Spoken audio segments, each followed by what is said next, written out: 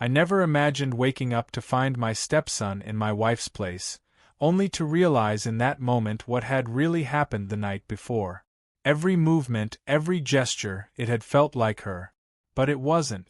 The shock of that realization left me questioning everything and dreading what might come next. My name is David, and for the past 5 years, I'd been married to Julia. She was everything I had ever wanted in a partner. Caring, funny, intelligent, and undeniably beautiful in that effortless way that had me feeling lucky to be with her every day. Her smile, the warmth in her voice, the way she made me feel like I was the only person in the world when she looked at me, it all seemed too good to be true, yet here I was, living that reality. Julia had a son, Dylan. When we met, he was 22, quiet, withdrawn, and a bit of a mystery to me. He was the typical young man who kept to himself, didn't seem to open up easily to anyone. I didn't mind the silence, though. I respected his need for space, understanding that blending families wasn't always simple, especially when it came to someone like Dylan. He had his own world, and I didn't want to intrude on it. In the beginning, Dylan and I didn't really connect. I was just the guy Mom married, and that was fine by me. I didn't expect him to suddenly treat me like a father figure. Julia and I had our own dynamic, our own way of being together, and Dylan seemed to be fine with his space. It was unspoken, but there was an understanding that things weren't going to change overnight. We'd figure it out in time, or so I thought. We lived in a comfortable house on the outskirts of town. The house was nestled in a patch of land that backed up to a vast stretch of woods, the kind that seemed to stretch endlessly beyond our backyard. It was peaceful out there, almost secluded, a place where I thought we could build something together, a quiet family life. Julia and Dylan were my family now, and I did my best to be a good husband to her and a decent stepfather to Dylan. But there was something about Dylan, something I couldn't put my finger on, that bothered me. It was subtle, almost imperceptible, but I felt it every time he looked at me. There was a quiet intensity to his gaze that unsettled me in a way I couldn't explain. It wasn't threatening, but it was enough to make me wonder what he was thinking when he watched me. And I didn't know if I was ready to know. Whenever I caught him looking at me, he'd quickly avert his gaze, like he was caught doing something he shouldn't have been. I never thought much of it, after all, he was a teenager, just figuring out who he was. But then, things began to shift. One night, Julia went away for a business trip. It was something that had been planned for weeks, but I wasn't really sure which is she leaving, but I had been looking forward to a peaceful weekend at home. I assumed it would be just Dylan and me, a quiet day of video games, movies, and maybe a takeout dinner or two, but the night she left, something felt different. It was as though the air itself had thickened, as if an unspoken tension was hanging between Dylan and me. I didn't think much of it at the time, after all, it was just me and Dylan, right? What could possibly go wrong? The night began innocently enough. We had dinner, talked about school, and watched a movie. Dylan was his usual self. Polite but distant, he went to his room fairly early, muttering something about homework, though I noticed he didn't seem particularly invested in it.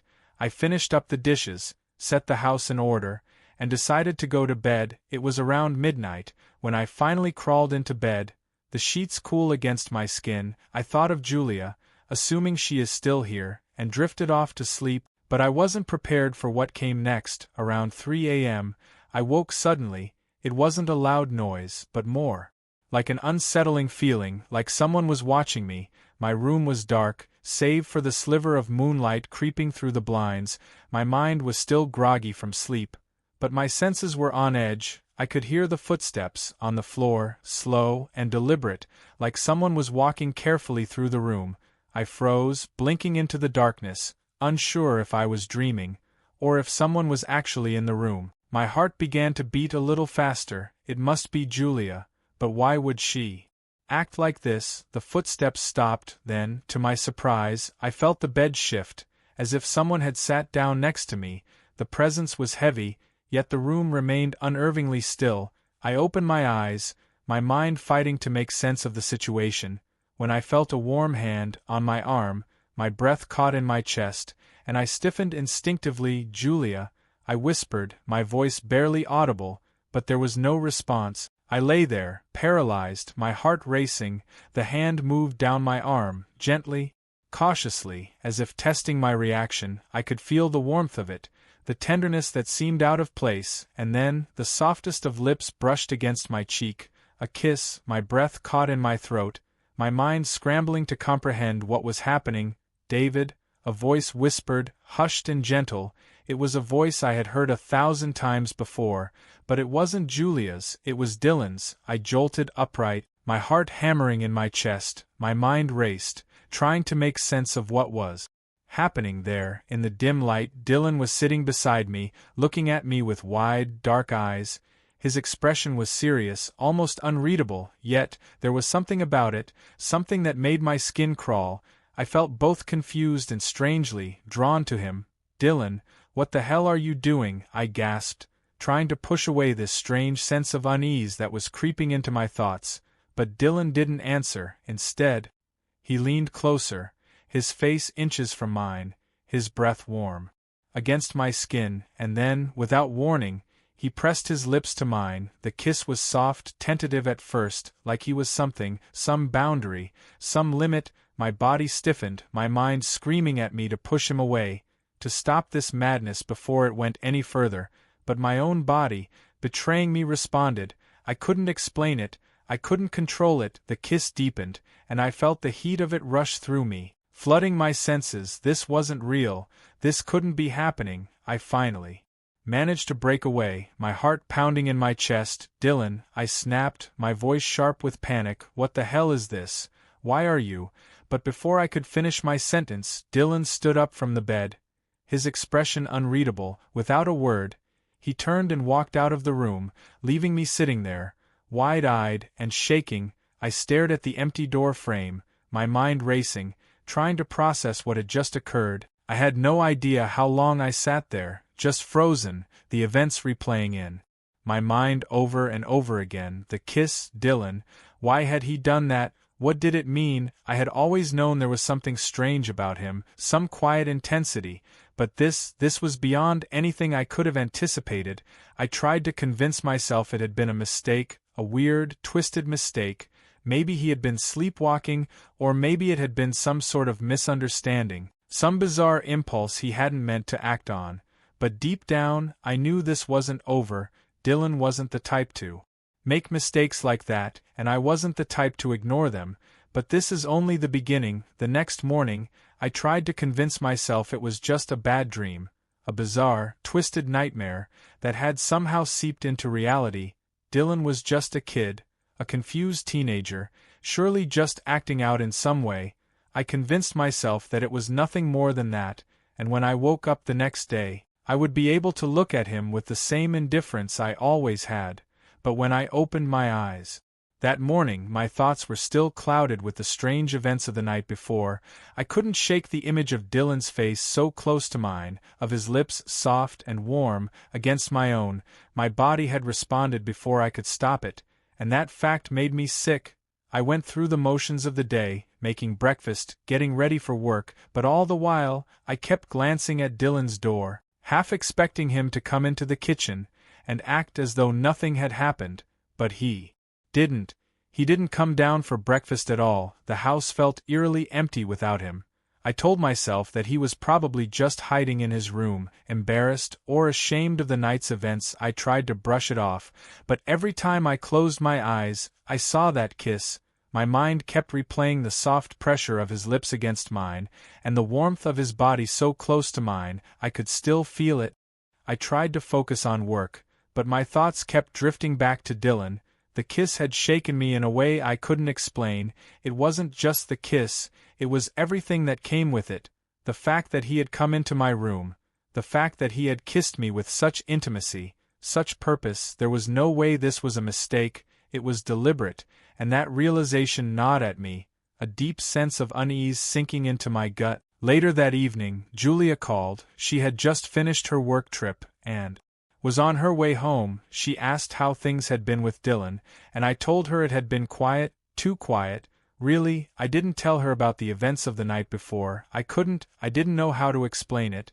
How could I tell her that her son had kissed me, that he had invaded my space, in a way I couldn't understand? But, the moment I hung up the phone, I knew something had to change. I couldn't pretend that everything was fine. I had to confront Dylan. I had to understand what was going on. That night, as the house grew dark and quiet, I heard his footsteps again. This time, I was ready. I didn't try to ignore it, or convince myself it was just my imagination. No, I had to face it. I had to know. The clock read 2:30 a.m. when I heard the faint sound of his footsteps. Outside my bedroom. They were slow and deliberate. Just like the night before, my pulse quickened. This time I didn't try to hide the fear that gripped me. I lay still in bed, my eyes wide open in the darkness. I didn't want to look, but I couldn't help myself. I couldn't help but wonder what would happen this time. The door creaked open, and Dylan entered the room. Just like before, I couldn't see his face in the dark, but I could feel his presence, the weight of it.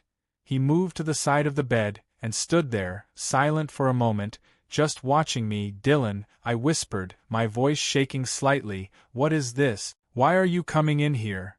He didn't answer right away. Instead, he reached out and brushed a lock of hair off my forehead, a motion so gentle it made my breath hitch. His fingers lingered on my skin, as though savoring the contact. "David," his voice was barely above a whisper, low and almost soothing, "I need you to understand." "Understand what?" I asked, my voice almost trembling now. "What is it you want from me?" He didn't speak for a moment. Instead, he climbed onto the bed, sitting down beside me, his body so close that I could feel the heat radiating off of him. I wanted to pull away, to shove him off, but something in me, a strange primal part, kept me frozen. "Dylan, this isn't you," I said, my voice trembling now. This isn't right." His lips quirked into a faint smile, and he finally spoke. "It's not about right or wrong, it's about what I want." I swallowed hard, my pulse pounding in my ears. "What do you want?" Dylan didn't respond immediately. He leaned in closer, his breath warm against my ear. "I want to show you, David, I want to show you how it feels." The words made my skin crawl, and yet, I couldn't stop myself from reacting. The heat of his body was intoxicating, and the closeness of him made my heart race, even though every fiber of my being screamed at me to push him away. But I just couldn't, and then, without any warning, he kissed me again. This time it wasn't tentative or soft, it was urgent, demanding. His lips pressed firmly against mine, his body moving closer, until I felt his chest against mine. For a moment, I was paralyzed, my mind overwhelmed with confusion, desire and fear. I didn't know what to do, I didn't know how to stop it. I froze, my body tense and rigid, as though caught in a trance. The kiss, urgent and desperate, left no room for resistance. Dylan's lips were insistent, pulling me deeper into something I had never imagined, something I couldn't control. His chest pressed against mine, and I felt the heat of his body through the thin fabric of my t-shirt. For a brief moment, I lost myself in it, my mind spinning in confusion and raw emotion, battling against the truth of what was happening. But then, just as quickly as he had pressed into me, Dylan pulled away. He sat back on the edge of the bed, his breathing heavy, his face inches from mine, eyes locked onto mine with a strange intensity I had never seen before. The room was thick with tension, so thick in that it felt like the air was suffocating me. I swallowed hard, trying to make sense of it. I couldn't. I wanted to scream at him, to demand that he leave, to tell him how wrong this all was, but my body wouldn't cooperate. It felt like a part of me, some darker, buried part, wanted him there, wanted this closeness that scared me more than anything else. I opened my mouth, but the words wouldn't come. How could I explain it? How could I say anything when I was still reeling from the sensation of his lips on mine, the strange, dangerous pull I felt every time I looked at him? I don't understand, Dylan," I finally whispered, my voice unsteady. "Why are you doing this?" He didn't immediately respond, but I saw the corner of his mouth twitch, like he was holding back a grin. It was almost like he was enjoying the discomfort he had created, watching me struggle with the complexity of it all. "It's not about what you understand, David. he said, his voice low and calm. It's about what you feel. I shook my head, my pulse hammering in my chest. This is wrong, you're my stepson. This is wrong. Dylan's gaze never wavered. He leaned in closer again, his breath warm on my skin, as he placed a hand on my arm. The touch was light, almost gentle, but it carried an unsettling weight, as though he was testing the waters, waiting for me to react. I know what you're feeling, he said softly, as though speaking to me like I was the one who was confused. It's not wrong, it's just different. My heart raced as he spoke, and for a moment I wondered if I had somehow lost my mind. My body ached with conflicting emotions. Fear, desire, confusion, guilt. My mind screamed at me to push him away, to do whatever it took to make him leave, to remind him that he was still just a kid, my stepson. But another part of me, some buried part of me I couldn't control, was drawn to him, captivated by the way he moved, the way he spoke, the way he seemed to know exactly what buttons to push, to unsettle me. No, I said, my voice firming up, this is wrong, Dylan, you need to leave, right now. But Dylan didn't move. Instead, he leaned in again, this time brushing his lips against my ear. His voice was low, almost a whisper, sending a shiver down my spine. I don't think you really want me to leave, he said, his breath hot against my skin. I think you're just scared of what you want. I flinched, the words cutting through me like a knife.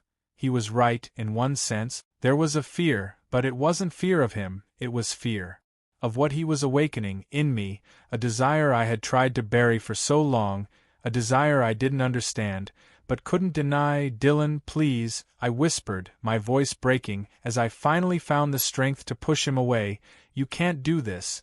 This isn't what you want. He pulled back, but his eyes never left mine.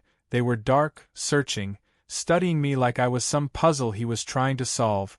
Don't lie to yourself, David, he said, his voice surprisingly calm. I know what you want. You can't hide it anymore. I wanted to scream. I wanted to tell him he was wrong, that I didn't want any part of this, but the truth was, I was torn. The emotions swirling inside me were too complicated, too overwhelming. I was a grown man, an adult, and I should have been able to control myself. I should have been able to see through whatever games Dylan was playing, to stand firm in the knowledge that this was wrong, but I couldn't. Dylan stood up from the bed and took a step back, his eyes never leaving me. His expression was unreadable now, like he had just been waiting for me to break. You can't stop it, David, he said softly, almost as a fact. You can't stop me, not now. My heart pounded in my chest as the reality of the situation hit me. This wasn't just a one-time thing. Dylan wasn't going to walk away, and neither was I. Somehow, somewhere deep inside, I had already crossed a line I couldn't uncross. He turned and walked out of the room without another word, leaving me sitting there in the dark, my mind in a whirl of confusion, fear, and desire. The days that followed were nothing short of a slow burn. Dylan was everywhere. His presence felt like a constant weight pressing on my chest. Every time I saw him, I couldn't stop thinking about the kiss, the touch, the intensity that seemed to radiate from him. It was as though he had claimed a part of me, a part one hadn't even realized existed, until he exposed it. I tried to avoid him, tried to keep my distance, but he was always just there, lurking in the corners of my mind, in the spaces where I couldn't escape.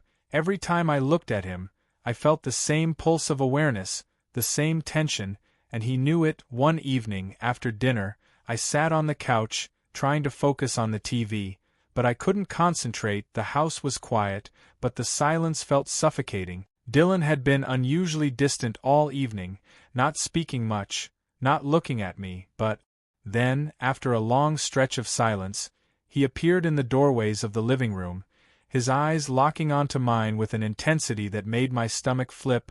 David, he said, his voice calm but thick with something I couldn't place, we need to talk. I didn't want to acknowledge what had happened between us.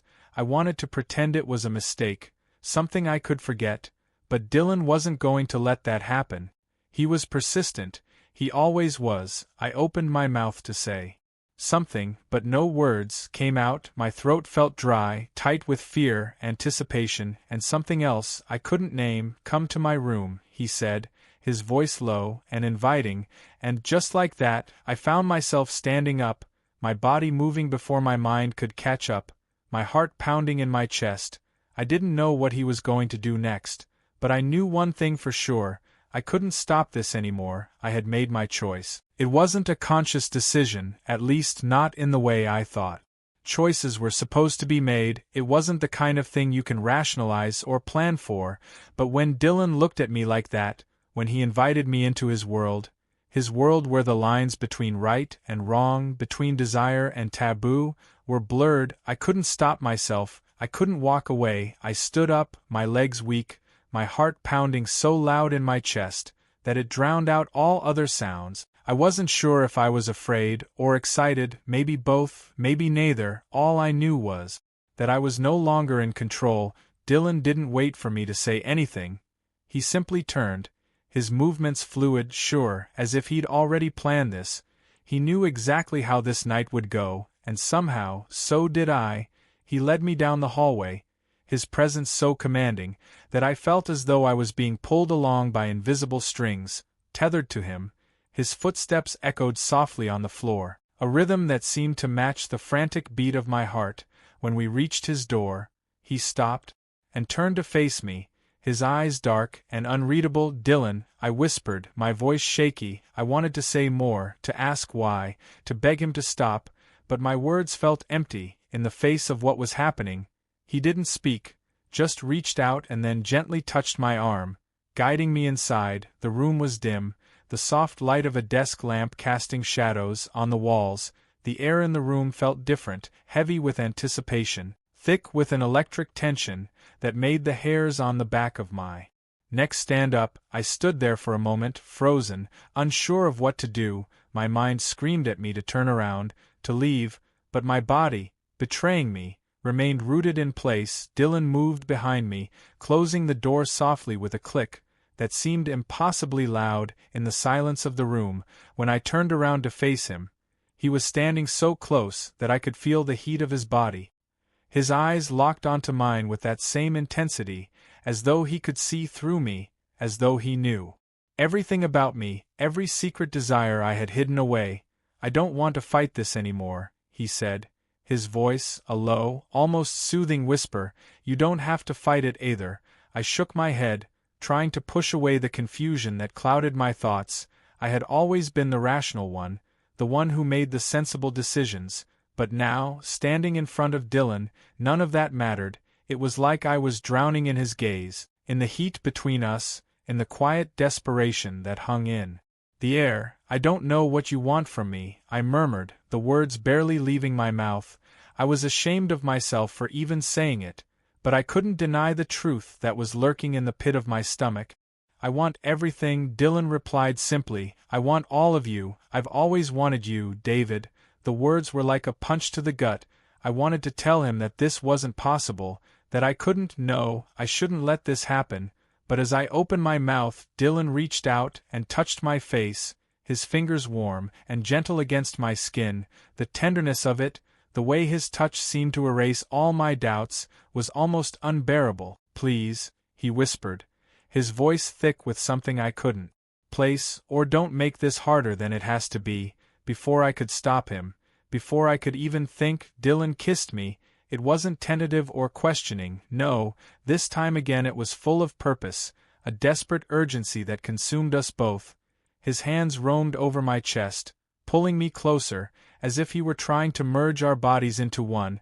I couldn't breathe, I couldn't think, all I could do was respond to him, as though my body had betrayed me, before my mind even had a chance to process more what was happening. And when I kissed him back, I realized just how far I had already fallen. I couldn't stop. For the first time in what felt like forever, the weight of my life, of responsibilities, of relationships, of the rules that governed every decision I made, disappeared. There was only Dylan, only him, and the heat of his body against mine, the taste of his lips, the pressure of his hands on my skin. It felt like I was floating, like nothing else existed outside of this moment. I heard myself moan, a sound that shocked me as much as it shocked him. He smiled against my lips, a wicked grin that sent a shiver down my spine. His hands moved lower, brushing against the waistband of my pants, and I gasped, pulling back just enough to look into his eyes. "Dylan," I breathed, my voice trembling, "this was wrong, we can't do this." His expression softened, almost as though he were reassuring me, but there was a predatory gleam in his eyes. "We already have," he said softly. "And now you're mine." Before I could protest again, he kissed me deeply, silencing all the doubts that flooded my mind. His lips were everywhere, on my mouth, my neck, my chest, his hands exploring, pulling at my clothes, as though they were nothing more than barriers to what he wanted, and I let him tear down the walls I had spent years building. I let him pull me deeper into his world, into the darkness I had tried so hard to avoid.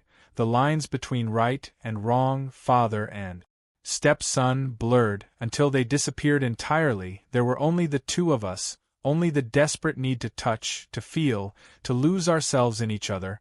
Somewhere in the back of my mind, I knew this was wrong. I knew it wasn't something I could ever explain, but at that moment none of that mattered. I couldn't deny it.